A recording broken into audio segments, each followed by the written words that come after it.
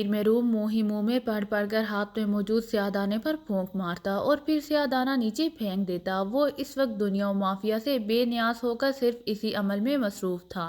سیاہ دانوں کا ڈھیر آہستہ آہستہ چھوٹا ہوتا جا رہا تھا اور جیسے جیسے ڈھیر چھوٹا ہوتا جا رہا تھا ویسے ویسے امیر محروم کے دل میں خوشی کی لہر بڑھتی جا رہی تھی۔ اسے معلوم تھا کہ ایک بار بلیک اسکارف کے زندہ ہوتے ہی وہ نہ صرف پوری دنیا کا حق میں مطلق بن جائے گا بلکہ ناقابل تسخیر بھی ہوگا اور سوائے بڑے شیطان کے اور کوئی بھی اس سے طاقت میں زیادہ نہ ہوگا۔ پڑھتے پڑھتے آخری سیاہ دانہ اس نے اٹھایا اور پھر اس پر پھونک مار کر اسے نیچے پھینک دیا۔ اس کے ساتھ ہی انتہائی خوفناک گڑگڑاہٹ کی آوازیں سنائی دینے لگیں۔ پھر یکلہت وادی میں گرد کا ایک بادل سا اوپر کو اٹھا لیکن اس کی بلندی زیادہ نہ تھی۔ امیر محروم انتہائی مسرت بھرے انداز میں اس گرد کے بادل کو دیکھ رہا تھا۔ اسے معلوم تھا کہ گرد کے اس بادل کے اٹھنے کا مطلب ہے کہ صدیوں سے بند کنواں کھل گیا ہے۔ اب گرد بیٹھتے ہی اس کا کام صرف اتنا رہ جائے گا کہ وہ نیچے اتر کر وہاں موجود صندوقچی کو کھول لے۔ اس صندوقچی کے کھلتے ہی بلیک اسکارف زندہ ہو جائے گا۔ اس کا مطلب تھا کہ کامیابی اب صرف 2 قدم دور رہ گئی ہے۔ وہ بیٹھا یہی سب کچھ سوچتا رہا۔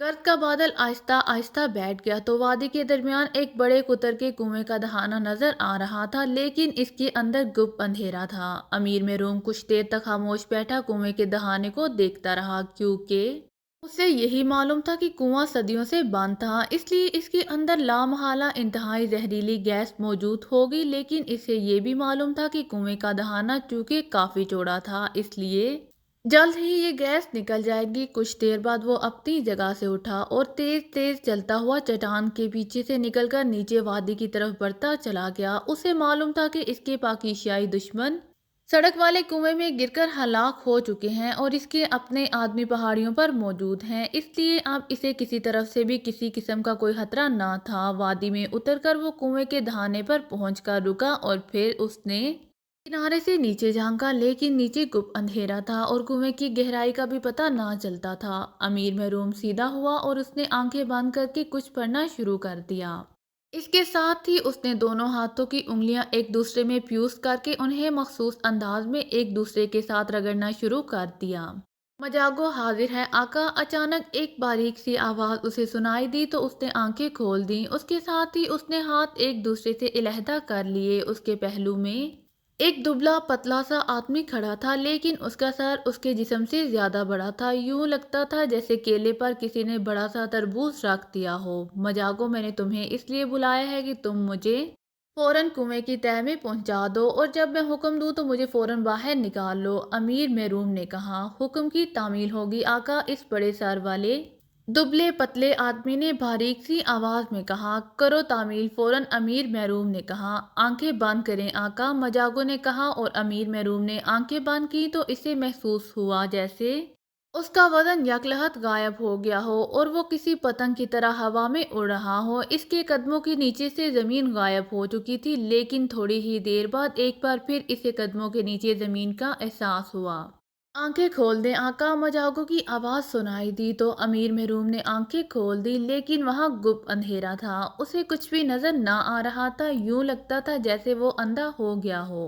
مجاگو، مجھے کچھ تو نظر نہیں آ رہا، امیر محروم نے پریشان سے لہجے میں کہا۔ آقا، میں تمہاری آنکھوں پر بلی کی آنکھوں کی پتلیاں لگا دیتا ہوں، پھر تمہیں اس اندھیرے میں بھی سب کچھ نظر آنے لگ جائے گا۔ آنکھیں بند کرو! مجاگو کی آواز سنائی دی تو امیر محروم نے ایک بار پھر آنکھیں بند کر لیں۔ دوسرے لمحے اسے احساس ہوا جیسے اس کی دونوں آنکھوں پر کوئی پردہ سا چھا گیا ہو۔ آنکھیں کھول دو! مجاگو نے کہا تو امیر محروم نے آنکھیں کھول دیں اور اس کے ساتھ ہی وہ بے اختیار اچھل پڑا کیونکہ اب اندھیرے کے احساس کے باوجود اسے سب کچھ اس طرح واضح طور پر نظر آ رہا تھا جیسے دن کے اجالے میں نظر آتا ہے۔ میں جا رہا ہوں آقا! جب تم نے واپس باہر جانا ہو تو مجھے بلا لینا، یہاں میں زیادہ دیر نہیں ٹھہر سکتا۔ مجاگو کی آواز سنائی دی اور پھر خاموشی طاری ہو گئی۔ امیر محروم نے اب کنویں کی تہہ کا جائزہ لینا شروع کر دیا۔ وہ کنویں کی ایک دیوار کے ساتھ لگا کھڑا تھا۔ اس کی نظریں کنویں کے درمیان تھوڑے سے اونچے چبوترے پر جم گئیں جہاں سیاہ رنگ کی ایک چھوٹی سی صندوقچی پڑی ہوئی تھی اور امیر محروم یکلہت انتہائی خوشی کے انداز میں اچھل پڑا۔ بلیک اسکارف سامنے موجود تھا اور اب اسے صرف اسے کھولنا تھا اور بلیک اسکارف نے زندہ ہو جانا تھا۔ वो तेजी से आगे बढ़ा। उसने चबूतरे के करीब पहुंचकर हाथ बढ़ाए और संदूकची को उठाने लगा, लेकिन जैसे ही इसके हाथ संदूकची के करीब गए, इसे एक जोरदार झटका लगा और वो उछलकर पुश्त के बाद जमीन पर जा गिरा। उसके मुंह से बेइख्तियार चीख निकल गई। उसे यूं महसूस हो रहा था जैसे गिरने की वजह से उसके जिस्म की हड्डियां टूट गई हों। इसके पूरे जिस्म में दर्द की तेज लहरें सी दौड़ने लग गई थीं। वो कराहते हुए उठा और फिर संभल कर खड़ा हो गया। मजाको, हाजिर हो, अमीर महरूम ने यकलहत चीखते हुए कहा। मैं हाजिर हूँ आका, जल्दी बोलो, इस बार मैं ज्यादा देर नहीं रुक सकता।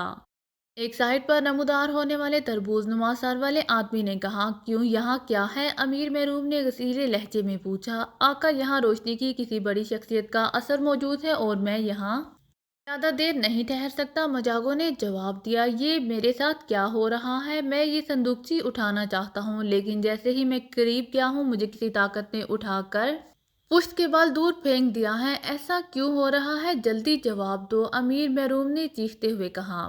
आका, इस संदूकची पर कदीम दौर की रोशनी की किसी बहुत बड़ी शख्सियत की मोहर लगी हुई है। तुम ना इस मोहर को तोड़ सकते हो और ना ही इस संदूकची को खोल सकते हो, मजागो ने जवाब दिया। तो अमीर महरूम बेख्तियार उछल पड़ा। ओ फिर मैं क्या करूं? मैंने तो हर हालत में इसे खोलना है, अमीर महरूम ने तेज लहजे में कहा। इसे कोई रोशनी की ताकत ही खोल सकती है। तुम ऐसे किसी आदमी को यहाँ बुला लो, वो इसे उठाकर खोल देगा, मजाको ने कहा। मेरा रोशनी के लोगों से कोई ताल्लुक नहीं है, मैं तो शैतान का पैरोकार हूँ, अमीर महरूम ने बेचारगी से पुर लहजे में कहा। आका, ये काम जहानत से ही किया जा सकता है। मिस्र में एक आदमी है, हातम शेरी, वो रोशनी की शख्सियत के घर में पैदा हुआ था, मगर अब उसके दिलो दिमाग पर दुनियावी आसाइशों का लालच सवार है। वो आपका काम आसानी से कर सकता है। अगर आप हुक्म दे तो मैं इसे यहाँ ले आऊं, मजागो ने कहा। हाँ, ले आओ, लेकिन देर ना करना। यहाँ मेरा अपना दिल भी घबरा रहा है। मुझे यूं महसूस हो रहा है जैसे मैं किसी नादीदा रस्सियों में बंधा जा रहा हूँ, अमीर महरूम ने कहा। मैं इसे चंद लम्हों में यहाँ ले आऊंगा और इसके जहन को आपके काबू में भी कर दूंगा, ताकि वो आपके हुक्म से इनकार ना कर सके, मजागो ने कहा। जाओ और ले आओ इसे, अमीर महरूम ने कहा तो मजागो गायब हो गया। फिर तकरीबन 4 मिनट बाद ही अमीर महरूम ये देखकर उछल पड़ा कि मजागो और इसके साथ एक आदमी खड़ा हुआ था, जिसने कदीम दौर जैसा फरगल सा पहना हुआ था। सर पर 4 गोशिया टोपी थी। ये मैं कहाँ आ गया हूँ और आप कौन हैं? इस आदमी ने अमीर महरूम को चौंकते हुए हैरत भरे लहजे में कहा। क्या तुम्हें पहले कुछ नहीं बताया गया? अमीर महरूम ने कहा। हाँ, मुझे बताया गया है कि आप मुझे कसीर दौलत दे सकते हैं, इस आदमी ने कहा। हाँ, मेरा वादा है कि तुम्हें दुनिया का सबसे दौलतमंद आदमी बना दूंगा, कारून से भी ज्यादा दौलतमंद, अमीर महरूम ने कहा। तो हुक्म करो आका, इस आदमी ने इंतहाई मुसरत भरे लहजे में कहा। सामने चबूतरे पर जो संदूकची पड़ी है, इसे उठाओ और फिर इसे खोलकर मुझे दे दो, बस इतना सा काम है, अमीर महरूम ने कहा। हुक्म की तामील होगी आका, इस आदमी ने कहा और तेजी से चबूतरे की तरफ बढ़ गया। उसने दोनों हाथ बढ़ाए और फिर संदूकची को उठा लिया। संदूकची को उठते देखकर अमीर महरूम के चेहरे पर यकलहत कामयाबी और इत्मीनान के तासुरात उभर आए। अब इसे खोल दो, अमीर महरूम ने कहा। अच्छा आका, हुक्म की तामील होगी, इस आदमी ने कहा और संदूकची खोलने में मसरूफ हो गया, लेकिन संदूकची किसी तरह इससे खुल ना रही थी। ओ, इस पर तो मोहर लगी हुई है, जब तक ये मोहर ना तोड़ी जाए इस वक्त तक तो ये खुल ही नहीं सकती, हातिम शेरी ने यकलहत संदूकची के ऊपर एक उभरी हुई मोहर को गौर से देखते हुए कहा। तोड़ दो इसे, जल्दी करो, अमीर महरूम ने कहा। ये तो कोई इंतहाई सख्त चीज है, इसे काटना पड़ेगा, लेकिन इस संदूकची में है क्या? हातिम शेरी ने कहा।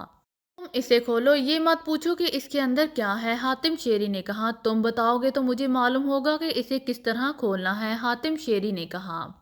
इसमें पूरी दुनिया का सबसे बड़ा खजाना है, इसके खुलते ही मैं ये खजाना पा लूंगा। तुम इसे खोलो, अमीर महरूम ने कहा। खजाना इस छोटी सी संदूकची में? ओ अच्छा, मैं समझ गया, इसमें किसी मदफून शाही खजाने का नक्शा है। ओ फिर तो ये बेहद कीमती है, हातिम शेरी ने कहा और इसके साथ ही इसने अपनी कमर से बंधे हुए पटके में उड़ता हुआ एक खंजर निकाला और दूसरे लम्हे कुआं अमीर महरूम के हलक से निकलने वाली इंतहाई करबनाक चीख से गूंज उठा। वो पुश्त के बाल फर्श पर गिरा और ज़िबा होने वाली बकरी की तरह तड़पने लगा, क्योंकि इस हातिम शेरी ने बिजली से भी ज्यादा तेज रफ्तारी से खंजर दस्ते तक इसके दिल में उतार दिया था। हा हा, अब मैं इस खजाने का अकलौता मालिक बन जाऊंगा, हा हा हा।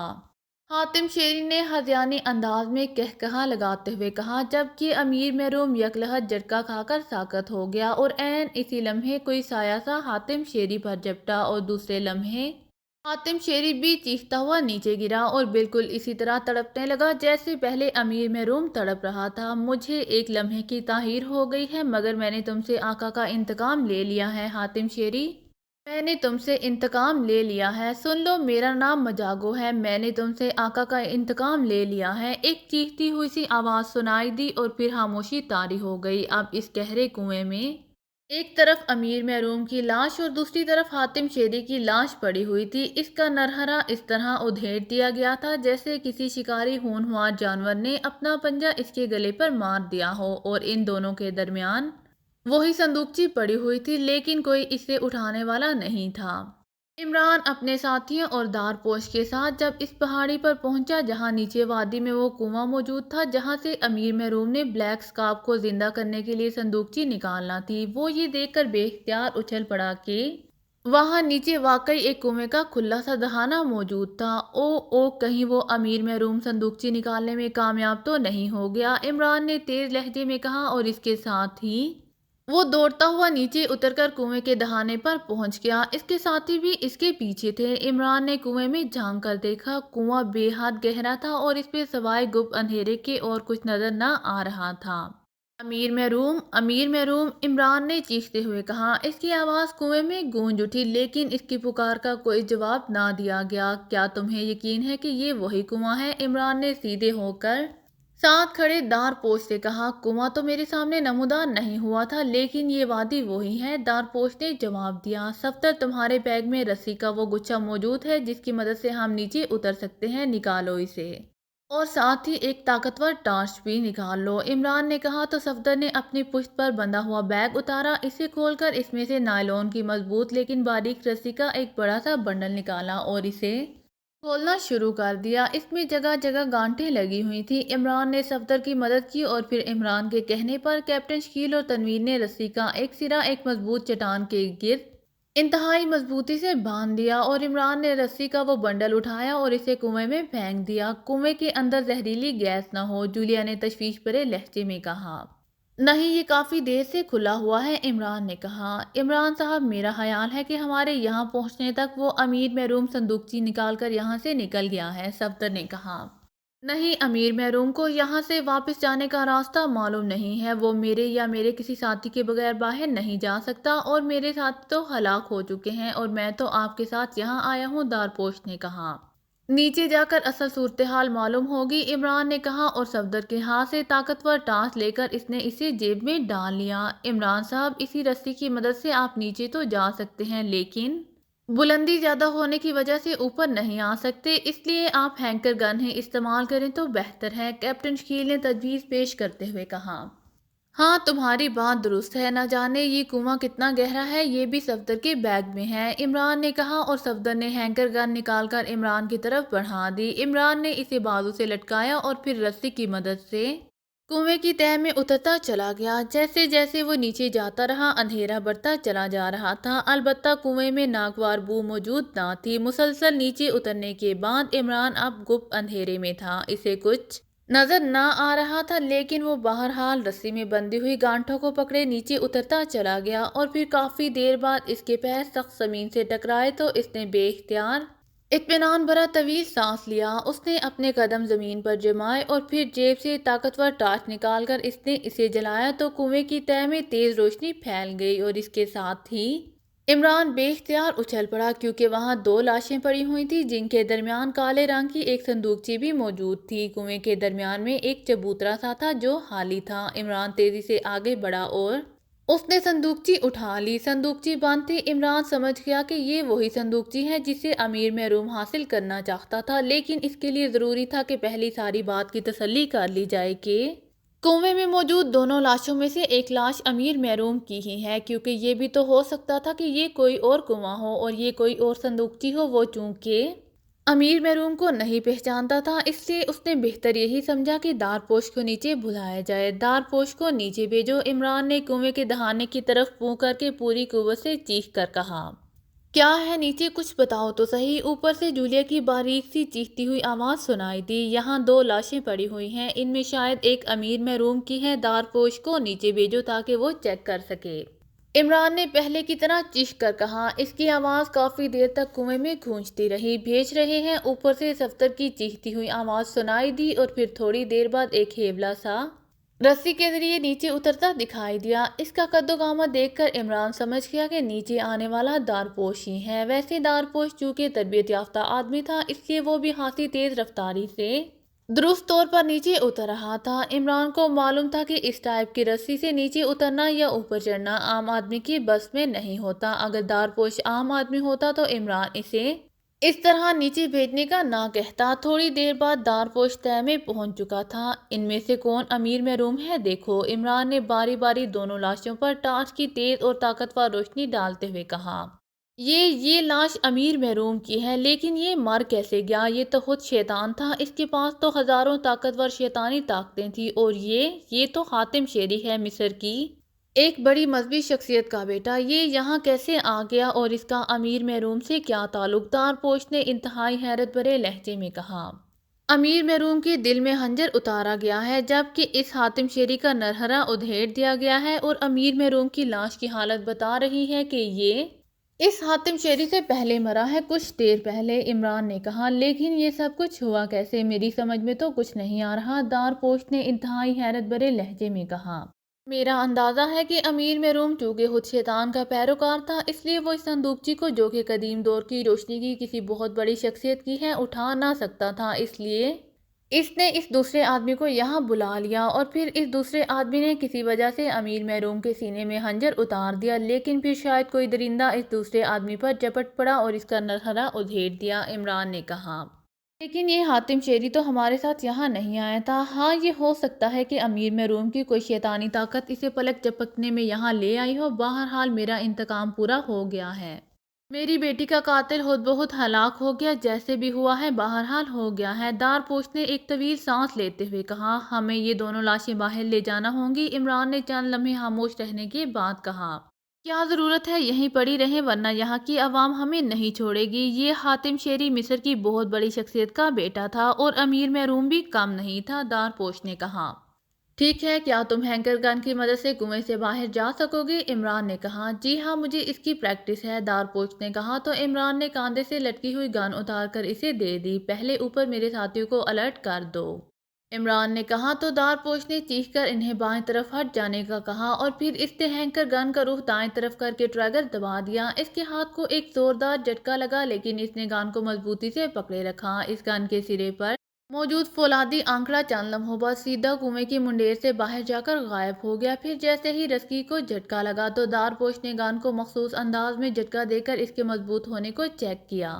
میں اسے اوپر سے نیچے پھینک دوں گا، پھر آپ اوپر آ جائیں، دارپوش نے عمران سے کہا۔ تو عمران نے اس بات پہ سر ہلا دیا۔ دوسرے لمحے دارپوش نے ہینکر گن کا ایک مخصوص ٹریگر دبایا تو اس کا جسم ایک جھٹکے سے اوپر کو اٹھا۔ دارپوش اپنے جسم کو مخصوص انداز میں موڑے اور دونوں ٹانگوں کو کوس کی صورت میں ہم دیے ہوئے تیزی سے کنویں کی منڈیر کی طرف بڑھتا چلا گیا، اور تھوڑی دیر بعد وہ کنویں کی منڈیر سے باہر جا کر عمران کی نظروں سے غائب ہو گیا۔